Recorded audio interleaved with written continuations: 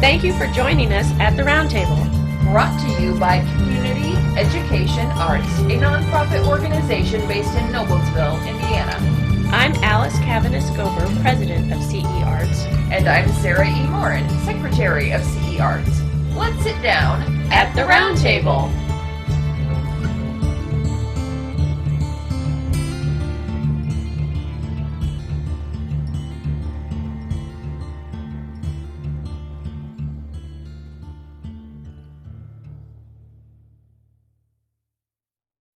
Joining me today at the Roundtable is Jaime Sweany.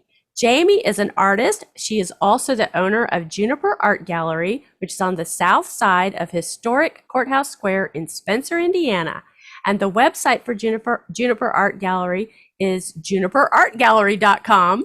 And in the video, I'll have that on a little plaque, that goes across the screen so people can see it in case I mumble, Okay. But Jaime, I thank you so much for joining me today. My pleasure. I'm so excited to talk to you because I read your bio on the website, and I'm so excited to have you talk a little bit about your personal art journey and as a professional artist and as a professional gallery owner. So I'm envisioning that this interview is going to be like a two-part. Jaime the artist, Jaime the gallery owner. So with that in mind, I know you've been doing art, living art, breathing art since you were a child. So let's start with childhood and tell me, how was that for you? Did you know that early on that art was going to be your passion, your life, your medium of choice for the world? Yes, I did. I would say that from day one, as soon as I was old enough to hold a pencil or a paintbrush, I was making art. And I have to credit my awesome and amazing artist parents for that, because they were both working artists. Oh, wow. My mother spent many years raising 4 daughters. Oh, yeah, so that's a full-time job right there. Yeah. Yes, but every minute of those years she was raising us, she was also being creative in some ways, whether it's sewing our clothes or, making us dolls and toys. Gosh. And I remember she made us this amazing zoo one day for one Christmas. I mean, she was just so creative. So although she didn't get to have a real professional career during my youth and my sister's youth, she was always modeling creativity to us. Now, my father now let me stop you right there. First of all, give us their names. I'm sorry. Yeah, yes. No, that's okay. I meant to ask that right off the bat because I knew they were professional artists and I wanted to mention that. But go ahead and tell us their names. And we'll talk more about them when we talk about the gallery. But for now, just tell us their names and what were their main mediums if they had one. So my mother's name was Margaret L. Sweany, and her main medium in life was working in clay, terracotta sculpture, beautiful busts and just amazing work she did. My father was Paul J. Sweany. They're both gone now. And he was just a Renaissance man as far as he worked in all media and taught all different classes in every media you can imagine. But he was known, very, very well known as a fine, transparent watercolorist. And that is his main legacy of work he's left behind, although there's sculpture and all sorts of other things. Yeah, well, okay, we'll come back to them more as professional artists when we talk about the gallery. But go ahead and continue telling us about your journey from as a child in this environment that just sounds amazingly creative and supportive for the arts, and that's not always typical, Well, I have to say, it's a little hard for me to extricate them from any conversation about my youth because they were so central to my creativity and encouraging. They provided all 4 children. We had every art, utensil that we would ever need. I mean, it was ridiculous how much they encouraged you to have a diverse mediums and try crayons, watercolor, acrylics, sculpture, whatever. Basically, Legos. We'll build a village. That's right. Yeah. But it was they were just very, very encouraging, and so I don't know if more than my other sisters, but maybe in my youth more than them. I really took that and ran, and I couldn't ever really imagine that I would do anything other than be an artist was kind of my You knew entire that, yeah. trajectory. I'd say that the only other thing that I equally, and I don't even know if it's quite equal, but very, very close with creating artwork was writing. I love to write. I can remember I would illustrate these little children's, I'd illustrate stories that I'd make up, and every page had a drawing that went with the story I was telling. Yeah. I don't think it sounds to me like you couldn't have escaped the destiny of becoming a professional artist.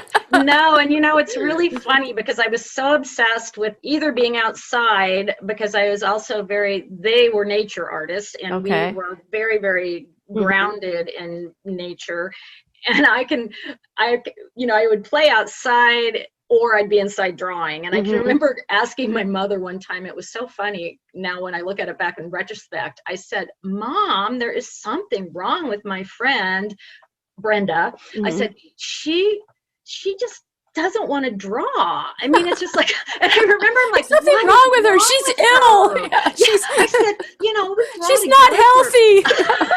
I said, we draw together for like half an hour, and then she wants to do something else. I don't know what's wrong with her, but I mean, I think of that now, and I seriously asked my mother what was wrong with her, because that was all I can, that's what I needed to do. So. Well, and I think a born artist, that's how they feel. They feel it is like breathing, which you got to do all the time, right? So I respect that. I respect that, the child in you that was like that. So now I know you started out in Indianapolis, right? So tell us a little bit about Indianapolis, and then getting into Southern Indiana and all that, and how those locations impacted your art and your, I keep saying journey. I don't know what other word to use. Well, it has been a journey. I mean, it's been a journey with lots of twists and turns that might have been unexpected, but it's been wonderful. It's been a creative life. So one of the things that we did as a family in my childhood was, back when Nashville, Indiana, and Brown County was actually a real artist colony in the 60s, my dad and mom would take us down to their friends' studios, and we would go to the hills, and we'd go to their cabins and their studios, and that just like really, really, really had an impact on me, because my family is from Indianapolis. I grew up there.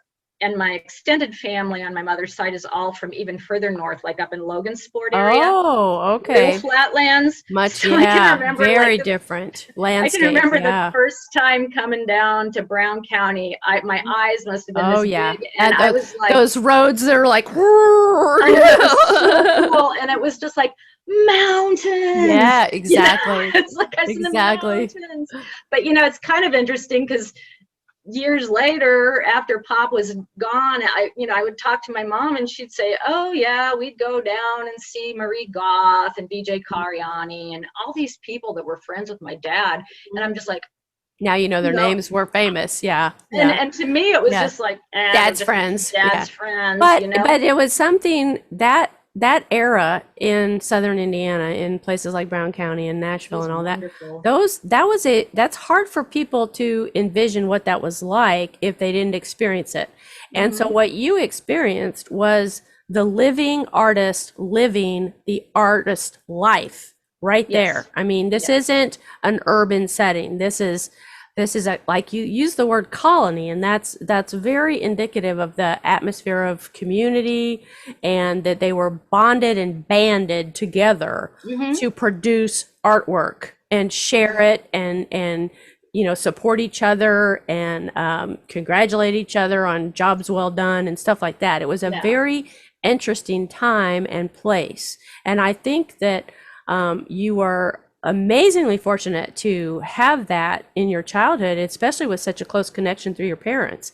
So that to me is a very fascinating part of your personal story, because I can't even imagine how that would have affected you. I mean, like, I think if I'd had that in my childhood, my parents were both very artistic, but it wasn't public. They weren't professional artists.